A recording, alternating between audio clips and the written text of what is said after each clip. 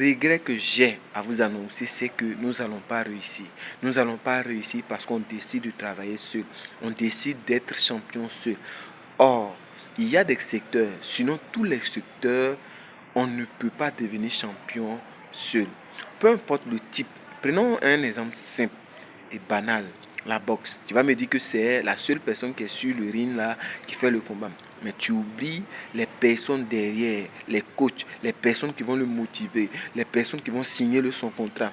Toute cette équipe-là permet aux boxeurs d'être à l'aise. Si vous avez un mauvais management, vous allez vous rendre compte que tout ce que vous allez faire sera saboté. Si vous n'avez pas quelqu'un qui va bien vous coacher, vous allez perdre beaucoup de choses. Donc, peu importe le type de secteur que tu veux embraser, il faut comprendre une chose, c'est que tu es obligé de travailler en équipe. Et en ce qui concerne l'entrepreneuriat, en ce qui concerne l'investissement ou le développement d'une nation ou le développement d'un secteur en particulier, il faut des personnes qui se mettent ensemble.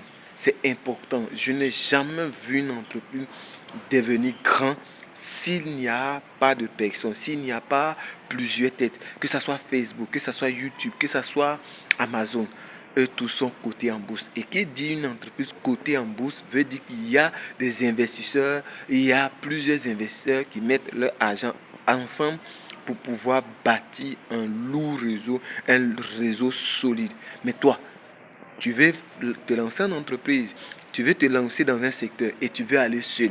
Même si tu as de l'argent, tu as besoin d'autres personnes, tu as besoin d'autres réseaux, tu as besoin d'autres personnes compétentes pour pouvoir vraiment relancer et être compétitif sur le marché africain, sur le marché mondial. Donc, il est temps que nous nous mettons ensemble pour bâtir quelque chose de solide.